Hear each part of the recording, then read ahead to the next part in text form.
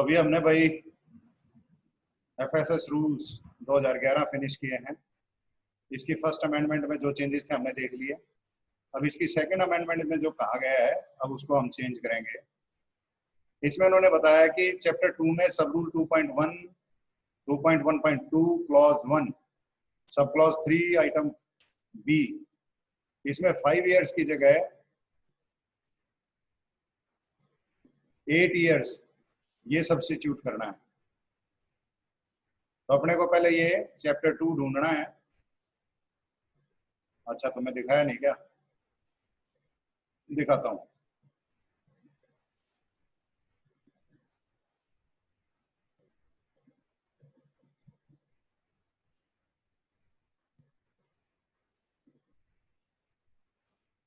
ये second amendment है भाई, 13 जनवरी 2017 की।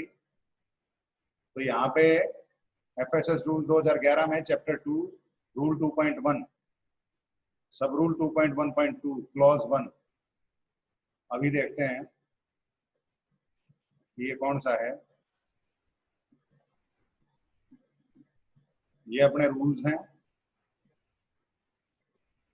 ये चैप्टर 2 है 2.1.2, यही कहा था ना।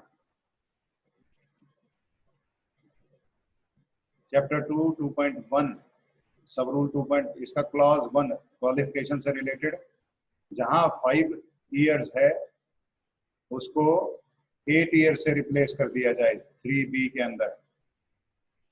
तो 3B के अंदर यही वाला, ये हमने 1 से 5 किया था। अब ये कह रहे हैं कि इसको 5 से रिप्लेस करके क्या बनाना है। जो पहले तो इसको काटना पड़ेगा। टूल्स, ऐड टेक्स्ट,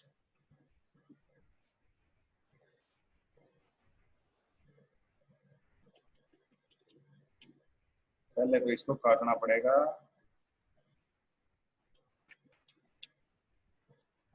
और काट दिया। ये वाला फर्स्ट अमेंडमेंट से हुआ था, और सेकंड अमेंडमेंट से कटने के बाद इस 5 इयर्स का क्या बनाना है। Control V, 8 years. और ये 8 इयर्स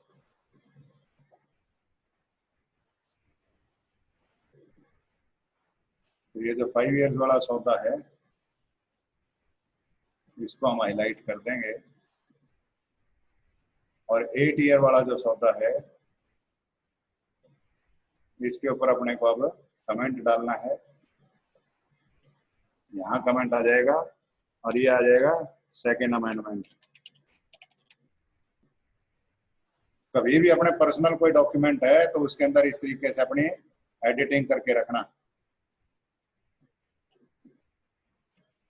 तो पहले 1 साल था, फिर 5 साल करे, अब इसको 8 साल कर दिया, और 8 साल किया है सेकेंड अमेंडमेंट में। यही अमेंडमेंट की है सेकेंड अमेंडमेंट। अब थर्ड अमेंडमेंट देखते हैं भाई।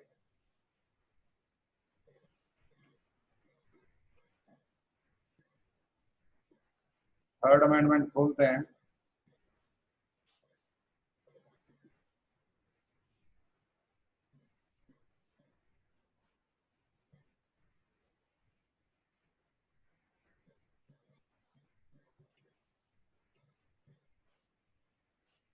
ये थर्ड अमेंडमेंट है। थर्ड अमेंडमेंट में ये अमेंडमेंट की गई है।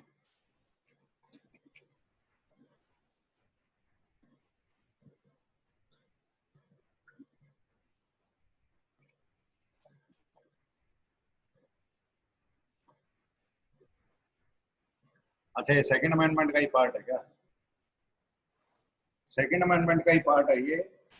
2.1.2 के अंदर ए सब रूल 1 क्वालिफिकेशन के अंदर क्लॉज 1 में जिस पोर्शन की शुरुआत एंड शेल पोजेस और अंडर दीज रूल्स, ये ओमिट करना है, यानी ये काटना है। तो अपने जो रूल्स हैं 2.1.1,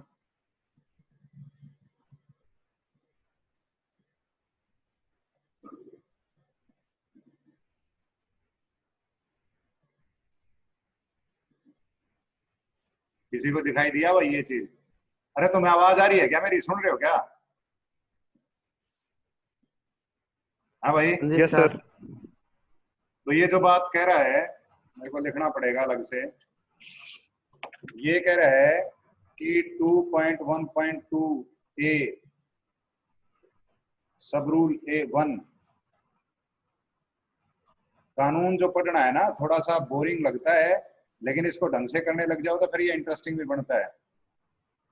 सब रूल ए का क्लॉज जो 1 है, अब इसको अपन कैसे पढ़ेंगे कि जिसकी शुरुआत एंड शेल पोजेस से हो रही है, तो हम क्या करते हैं, एंड शेल पोजेस, इसको कॉपी कर लेते हैं और इसको अपने 2.1.2 सब रूल ए ऑफ सब रूल 1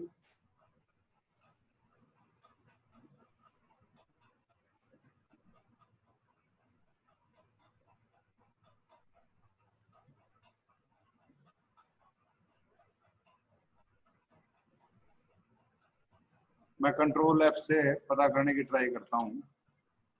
एंड शेल पोजेस कहाँ लिख रखा है, ये लिख रखा है।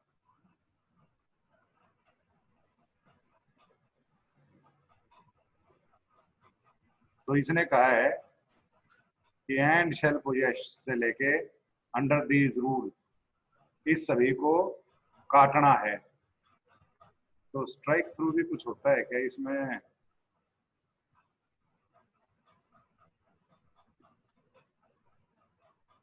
नहीं तो अपने देसी तरीके से ही करना पड़ेगा।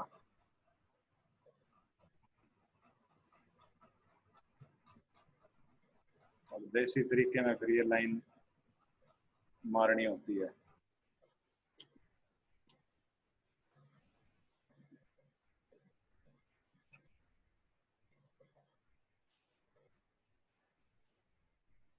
कंट्रोल Z,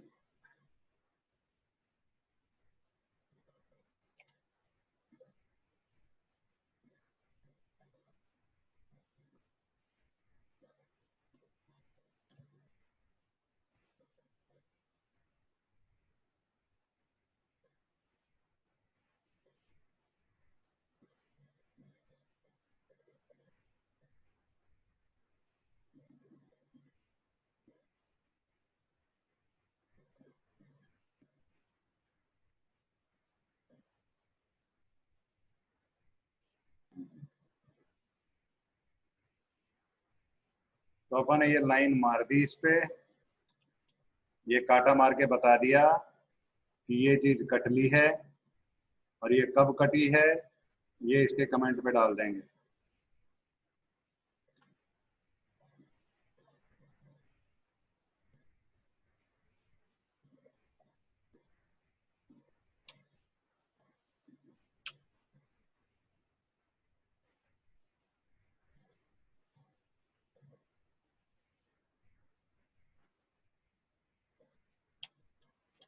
ये तो ठीक हो गया, इसको कर कंट्रोल S, और इससे आगे टेक्स्ट यहाँ ऐड करना है।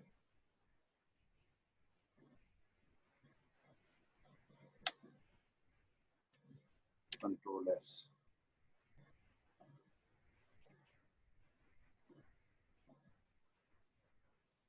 चलो कोई बात नहीं।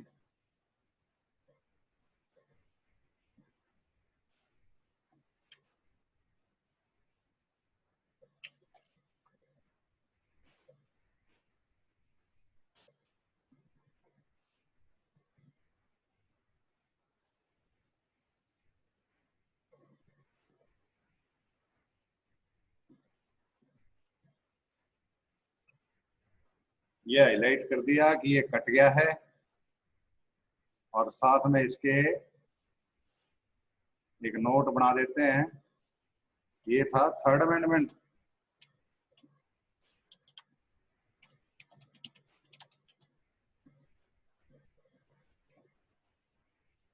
ठीक है भाई, कि तीसरी अमेंडमेंट में ये चीज काट दी गई है जबकि ओरिजिनल में थी। तो ओरिजिनल वाली चीज जरूर रखनी है, ये नहीं कि उसके ऊपर रबड़ मिटा दिया। हमें पता होना चाहिए कि क्या हुआ है। तो ये थर्ड अमेंडमेंट में कटा है, ये फर्स्ट अमेंडमेंट में 5 इयर्स हो गया था 1 ईयर काट के, और सेकंड अमेंडमेंट में फिर ये 8 इयर्स कर दिया। तो ये सारी अमेंडमेंट के अंदर, अमेंडमेंट के कारण चेंजेस हुआ। फाइल को सेव कर लो।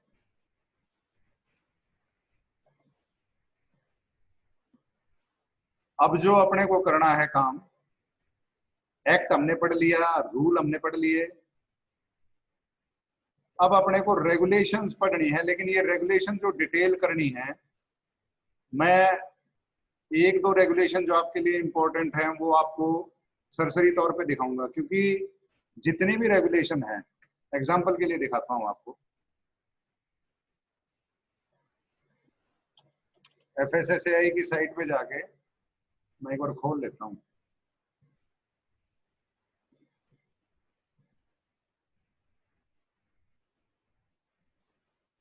जब आप रेगुलेशंस पे जाओगे, food safety and standard regulation पे क्लिक करोगे, तो वहां फिलहाल 19 रेगुलेशन आपको मिलेंगे। 19 तो रेगुलेशन है, साथ में उन रेगुलेशन से रिलेटेड अगर कोई और लेटर आए हैं, ऑर्डर आए हैं टाइम टू टाइम, वो ऑर्डर भी कंपेंडियम के अंदर अटैच कर रखे हैं उन्होंने। तो उन सभी को पढ़ना, एक एक चीज को समझना अपने इस कोर्स के परव्यू से बाहर की चीज है। तो सबसे पहले तो हम यही देख लेते हैं कि ये हमारी, अच्छा,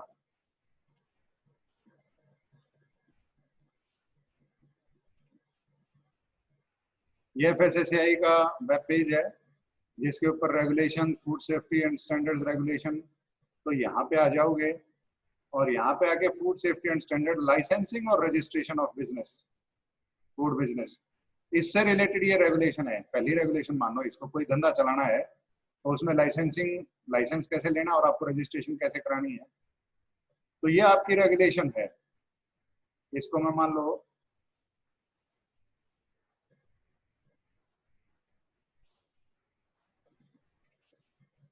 मैं कर देता हूँ 01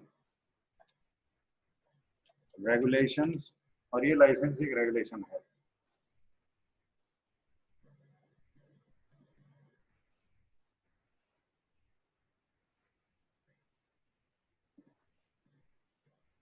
जीरो वन से तो नहीं बात चलेगी,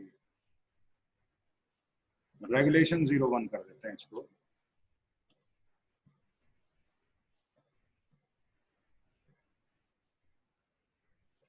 ताकि अपनी रेगुलेशन अलग रहें और अलग दिखें। और ये हमारी रेगुलेशन है। कंपेंडियम होगा तो उसकी जगह हम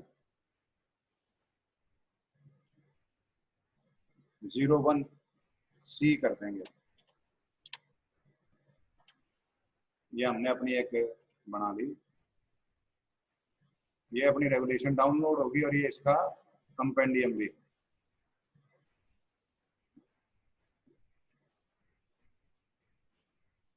और इसको कर देता हूँ 01C। सी से अपने को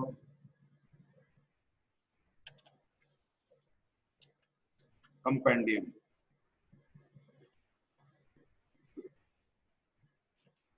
तो भाई जो रेगुलेशन अपनी डाउनलोड हुई है,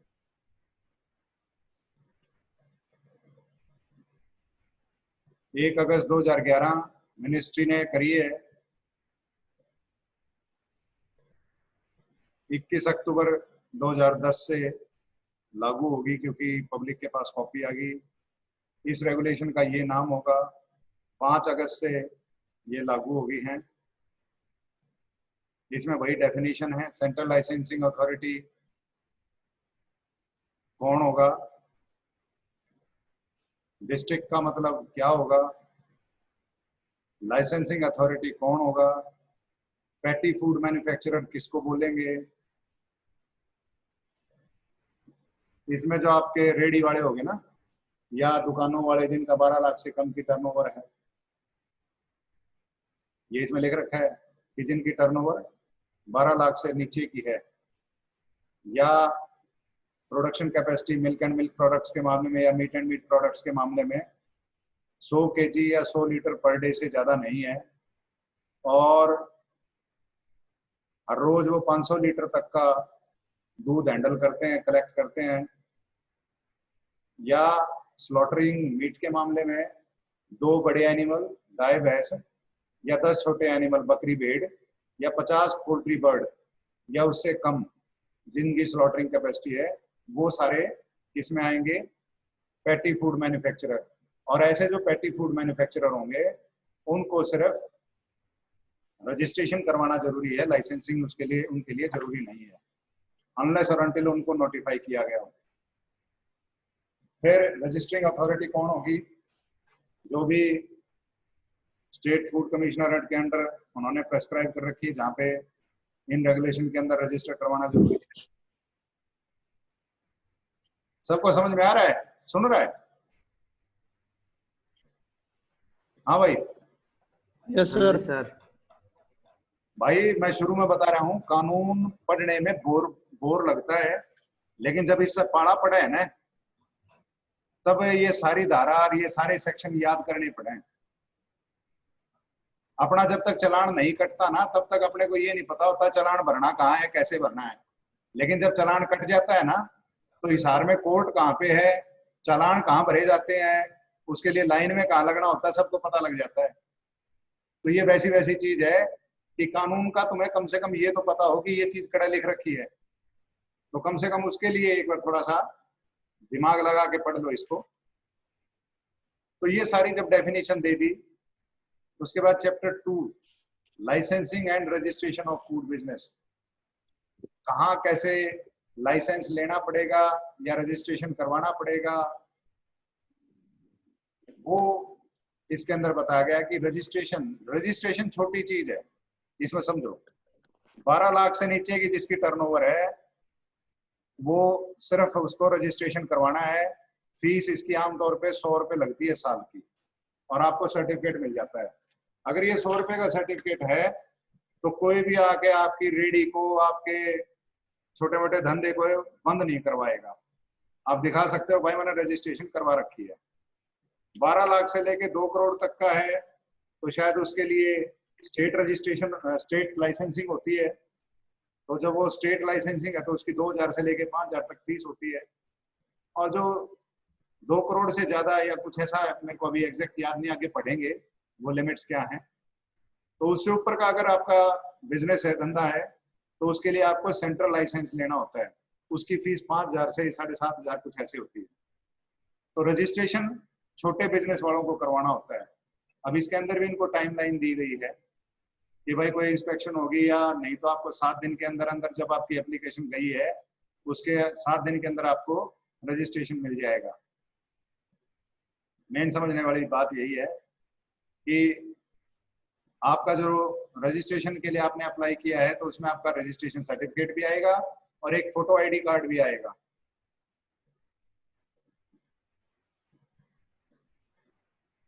फिर लाइसेंसिंग जो करना है, लाइसेंस लेने के लिए जो भी एप्लीकेबल फी है, जो भी, अगर आप स्टेट लाइसेंस में आते हैं या सेंट्रल लाइसेंस में आते हैं, तो इसको आपको इसके लिए अप्लाई करना, ऑनलाइन अप्लाई करना है। अब इसमें बताया गया है लाइसेंसिंग अथॉरिटी कौन होगी, कैसे आप इसको अप्लाई करोगे, कितना टाइम लगेगा, क्या क्या चीज आपको मिलेगी, एप्लीकेशन आईडी वगैरह। अगर आपको टाइम लगता है, लाइसेंस नहीं मिल पा रहा है, तो कब आप अपना बिजनेस चालू कर सकते हैं? अगर 60 दिन के अंदर अंदर आपको लाइसेंस रिसीव नहीं होता है या कोई नोटिफिकेशन नहीं मिलती है, तो आप अपना धंधा चालू कर सकते हैं। कब रिन्यू करवाना है? 1 से लेके 5 साल तक का लाइसेंस मिलता है। और यही चीजें बता रखी हैं इसमें। मैं जो चीज तुम्हें तुम्हारे काम की है वो बताना चाह रहा था कि सस्पेंड कैसे होगा, ये कैसे होगा, मॉडिफिकेशन कैसे होगा। जितने भी फीस हैं वो ड्राफ्ट के जरिए या ऑनलाइन मोड से पेमेंट करनी है। डेथ हो जाती है, मान लो फादर के नाम से है, किसी बड़े के नाम से है, डेथ हो जाए तो 90 दिन के अंदर अंदर आप उसको अपने नाम से रिन्यू करवा सकते हैं। लाइसेंस रिटर्न करना है तो इसका भी तरीका दिया हुआ है, फॉर्म दिए हुए हैं। वो कहाँ गया यार?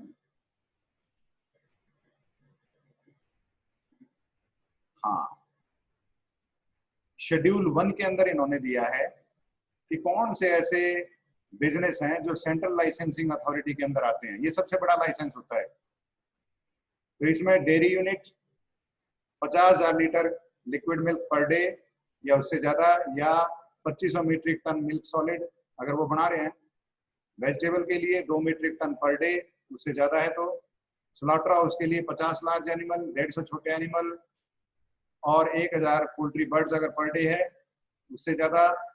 मीट के लिए 500 KG of meat per day या 150 मीट्रिक टन पर एनम में प्रोसेसिंग हो रही है तो, या 100% एक्सपोर्ट ओरिएंटेड यूनिट है। तो इन सभी के लिए जो ये नीचे दिए गए हैं ना, अगर कोई फूड बिजनेस ऑपरेटर है, 2 या 2 से ज्यादा स्टेट्स के अंदर काम कर रहा है, या केटरिंग सर्विस है, रेलवे है, एयर है, एयरपोर्ट है, सी पोर्ट है, डिफेंस है, इन सभी को सेंट्रल लाइसेंस लेना जरूरी है। शेड्यूल 2 में रजिस्ट्रेशन के लिए, रजिस्ट्रेशन जो सबसे छोटा था 100 रुपए वाला, अब इसमें पूछेगा काइंड ऑफ बिजनेस और ये लिस्ट बढ़ती है। कोई स्टॉल लगा रहा है, कोई हॉकर जो ये रेडी लेके घूमते हैं, मोबाइल फूड वेंडर है जो ये बर्गर वगैरह वाले जो हैं, या मोमोज वाली जो ये रेडियां हैं। कोई घर से जिस तरह अपने टिफिन देने आता है बूढ़ा, अगर इस तरह से कोई कैंटीन या ढाबा चला रहा है, अपनी जो ये कैंटीन है या अपना जो ये मैस है अगर कोई बंदा चला रहा है, कोई चाय की दुकान है, स्नैक्स की दुकान है, कोई भी मैन्युफैक्चरर, प्रोसेसर, रीपैकर है, फूड स्टॉल, या कई बार मेले मुड़े नहीं लगते, उनके अंदर कोई चाट चूट का स्टॉल लगा लेता है, कोई भी मिल्क वेंडर है, ढाबा है, या फिश मीट या पोल्ट्री की दुकान है, शॉप है, या कोई इस तरह का और, इनमें से चूज करो। अपनी फोटो यहाँ लगाएगा, अपनी कंपनी या दुकान का नाम, बंदा जो अप्लाई कर रहा है कौन है, इंडिविजुअल है, पार्टनर है, प्रोप्राइटर है, सेक्रेटरी है डेयरी कोऑपरेटिव सोसाइटी का, आईडी के लिए क्या लगा रहा है वो, driving licence, passport, ration card या इलेक्शन आईडी कार्ड, उसका एड्रेस, ईमेल आईडी, मोबाइल, सब इसके ऊपर आ जाएगा। और ये जो फॉर्म है ये ऑनलाइन है, ऑनलाइन अप्लाई करने का पोर्टल है इसके ऊपर। फिर सारा कुछ इस फॉर्म को भरेगा, साइन करेगा और ये अप्लाई करेगा किसके लिए, रजिस्ट्रेशन के लिए। ये फॉर्म ए था। 10 मिनट का टाइम है भाई, 10 मिनट बाद क्लास बंद ही कर देंगे हम। फॉर्म बी के अंदर जो दे रखा है वो लाइसेंस के लिए है। पहला था रजिस्ट्रेशन के लिए, ये लाइसेंस के लिए, या लाइसेंस को रिन्यू करवाना है तो भी ये। तो इन बिजनेस के लिए जिनकी टर्नओवर 12 लाख से ज्यादा है तो उनको स्टेट लाइसेंस के लिए देना है। सेंट्रल लाइसेंस का पहले वाला था, ये स्टेट लाइसेंस का हो गया, और इससे पहले वाला रजिस्ट्रेशन का। तो तीनों फॉर्म हो गए यहाँ पे। इन तीनों फॉर्म को भर के जो भी अथॉरिटी है उसके पास जमा कराना होता है। साथ में डिक्लेरेशन भी है इसी की। जो डॉक्यूमेंट्स लाइसेंस स्टेट या सेंट्रल लाइसेंस के साथ जोड़ने हैं, पहले तो फॉर्म बी हो गया, फिर लेआउट जो भी है प्रोसेसिंग प्लांट का, कौन कौन डायरेक्टर है उनके एड्रेस और कॉन्टेक्ट डिटेल, क्या क्या इक्विपमेंट और मशीनरी है, उनकी क्या कैपेसिटी है, हॉर्स पावर क्या है, मोटर वगैरह अगर लगा रखी है, फोटो आईडी, जो भी proprietor, partner, director, authorise signatory हैं उन सबके, जो भी फूड कैटेगरी आप बनाना चाहते हो, अथॉरिटी लेटर अगर कोई नॉमिनेशन है, analysis report, biological, chemical, bacteriological अगर कोई जरूरत है तो वो, सेल डीड, रेंट एग्रीमेंट या इलेक्ट्रिसिटी बिल जहां पे आप ये काम करना चाह रहे हो, पार्टनरशिप है तो पार्टनरशिप डीड, नहीं तो एफिडेविट, मेमोरेंडम, और एसोसिएशन है या फर्म बनाई है तो उसके कागज, सर्टिफिकेट अगर कोऑपरेटिव एक्ट में आप काम कर रहे हो, एनओसी चाहिए रीलेबलर की, मैन्युफैक्चरर की एनओसी चाहिए अगर आप सिर्फ लेबलिंग कर रहे हो प्रोडक्ट की, रीलेबलिंग। एफएसएमएस प्लान या इस तरह का कोई सर्टिफिकेट कि आपने एफएसएमएस इसके अंदर लागू किया हुआ है। मिल्क का या कोई भी मिल्क रिलेटेड अगर सेंटर है तो उनका आपका प्रोक्योरमेंट प्लान क्या है। रॉ मटेरियल है, अगर मीट एंड मीट प्रोडक्ट की बात हो रही है तो उसके सोर्सेज कौन कौन से हैं। पेस्टिसाइड रेजिड्यू रिपोर्ट, अगर package drinking water, package mineral water या कार्बोनेटेड वाटर अगर आप बना रहे हो किसी भी पब्लिक लैब से, पानी की आपको रिपोर्ट चाहिए होगी। आपने जो रिकॉल प्लान बना रखी है और एनओसी म्यूनिसिपैलिटी से चाहिए। अगर रिन्यूअल करवाना है तो ये तो 18 डॉक्यूमेंट तो हो गया आपको अगर लाइसेंस लेना है। जब आपको रिन्यू करवाना है तो ये 4 चीजें, जो चीजें चेंज हुई हैं वो आपको इसमें देनी है। कंडीशन जो लाइसेंस की हैं वो ये है। तो ये सारी कंडीशंस आपको पढ़नी है। फिर लाइसेंस आपको किस फॉर्मेट में मिलेगा, ये फॉर्म सी की फॉर्मेट में मिलेगा। लाइसेंस अंडर एफएसएस एक्ट, सबसे ऊपर लाइसेंस नंबर आ जाएगा, किसको दिया गया, किस काम के लिए दिया गया, कैसे दिया गया, तो उस एरिया के डेजिग्नेटेड ऑफिसर की मोहर लगेगी इस पर। ये फॉर्म D1 है। जिनका मिल्क एंड मिल्क प्रोडक्ट छोड़ के कोई और धंधा है, बिजनेस है फूड के फील्ड में ही, तो उनको ये एनुअल रिटर्न जमा करानी होती है। इस एनुअल रिटर्न के बेस के ऊपर ही ये फैसला होता है कि स्टेट लाइसेंस होगा या सेंट्रल लाइसेंस होगा। मिल्क एंड मिल्क प्रोडक्ट्स के मामले में ये हाफ ईयरली आपको रिटर्न देनी होती है, 1 अप्रैल से लेके 30 सितंबर। हिंदुस्तान के अंदर जो फाइनेंशियल ईयर है वो 1 अप्रैल से लेके 31 मार्च, अगले साल की 31 मार्च तक चलता है। तो पहला हाफ हो गया 1 अप्रैल से लेके 30 सितंबर, दूसरा हाफ हो गया 1 अक्टूबर से लेके 31 मार्च। तो मिल्क एंड मिल्क प्रोडक्ट्स के मामले में आपको हाफ ईयरली रिटर्न देनी होती है और बाकी सारों मामलों में आपको ईयरली रिटर्न देनी होती है। ये रिटर्न का फॉर्मेट है। ये पूरा फॉर्मेट कंप्लीट करके देना होता है। फॉर्म ई के अंदर फॉर्म ऑफ गारंटी होता है। अगर आपसे ये डिमांड करते हैं, कोई भी मैन्युफैक्चरर पैकर को देना होता है ये। शेड्यूल 3 रेगुलेशन 2.1.3 में जिसका जिक्र आया, फीस कितनी कितनी होगी लाइसेंस के लिए, रजिस्ट्रेशन के लिए, और रिन्यूअल फीस क्या होगी। देखो भाई, रजिस्ट्रेशन के लिए 100 रुपए है। लाइसेंस अगर सेंट्रल लाइसेंसिंग अथॉरिटी से लेना है तो उसकी 7500 रुपए है। स्टेट लाइसेंसिंग से लेना है तो उसके 2 तरह के हैं, मैन्युफैक्चरर मिलर 5000 का है और बिलो 1 मीट्रिक टन 3000 का है। होटल 3 स्टार या उससे बड़े हैं तो उनका 5000 का है। और इसके अलावा जितने भी कैंटीन, स्कूल, ये क्लब्स वगैरह हैं, केटरर वगैरह हैं, उनका 2000 रुपये फीस है। या इसके अलावा अगर कोई और है तो 2000। तो सेंट्रल लाइसेंस 7500 का, रजिस्ट्रेशन 100 रुपए की, ये अलग अलग है 3 कैटेगरी। और स्टेट लाइसेंस में ये आगे 5000 भी है, 3000 भी है, 5000 भी है होटल वगैरह के लिए, और 2000 भी है।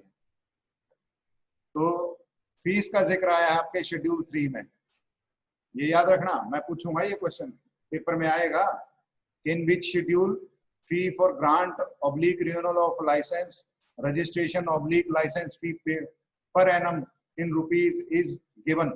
So that is schedule 3 of licensing regulation.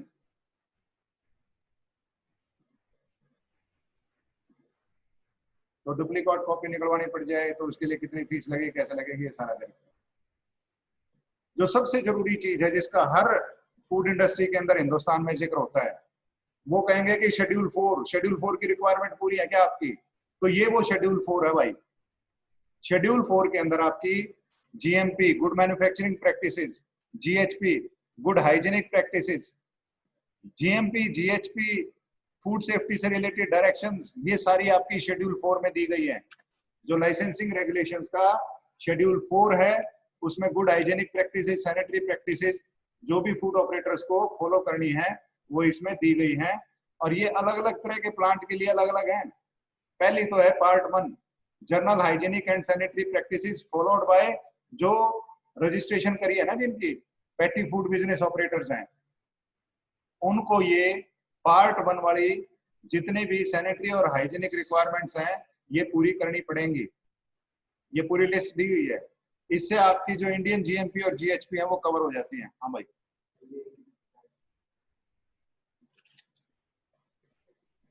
तो भाई शेड्यूल 4 की जितने भी ये तुम्हें अभी दिखा रहा हूं वो सारी की सारी तुम्हें पढ़नी है, समझनी है। कुछ ना समझ में आए तो कल हम क्लास में डिस्कस करेंगे।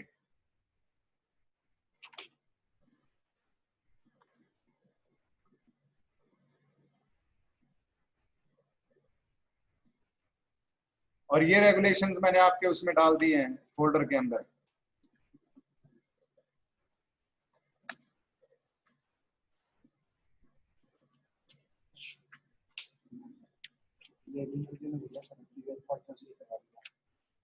क्या चीज है?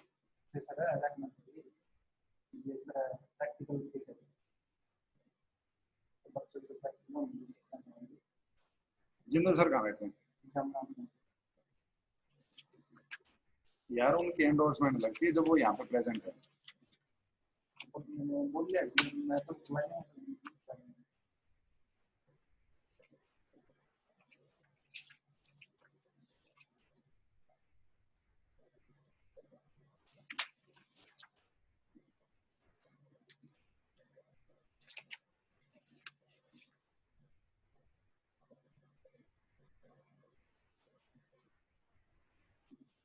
एम्प्लॉयबिलिटी FAQC का है 2 से 5 28 तारीख को।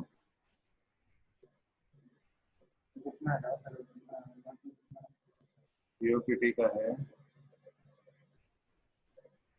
ठीक है, फोटो खींच के भेजिए, पहले साइन करवा लें। तो भाई ये जो शेड्यूल 4 के अंदर चीजें दे रखी है ना, ये चीजें हाइजीन और उससे रिलेटेड हैं। अब इसका जो सेकंड पार्ट है आईसी का, कि जो स्ट्रीट फूड वेंडर हैं जहां मैन्युफैक्चरिंग प्रोसेसिंग नहीं होती, लेकिन मैन्युफैक्चरिंग प्रोसेसिंग, जैसे मैं इसका एग्जांपल दूं, जहां पे अगर वो पाव भाजी बटाटा वड़ा ये बना के बेच रहा है, जहां पे भी बना रहा है, तो वो तो हो गया मैन्युफैक्चरिंग। अदर देन मैन्युफैक्चरिंग कौन से हुए? जिस तरह मूंगफली ले और मूंगफली ताती करके दे दी, उसमें कोई प्रोसेसिंग नहीं है, सिर्फ उसको वो हीट कर रहा है। या गज्जकाई पैकिंग में है, निकाल के दे दी। तो जो इस तरह के हैं उनके लिए ये चीजें मान्य है और उनको माननी पड़ेगी। पार्ट 2 के अंदर जो दिया है इसके, पार्ट 1 में तो जो पेटी हॉकर्स हैं उनके लिए 2 तरह के, मैन्युफैक्चरर और नॉन मैन्युफैक्चरर। जितने भी लाइसेंस अप्लाई करेंगे, चाहे वो स्टेट लाइसेंस अप्लाई करें, चाहे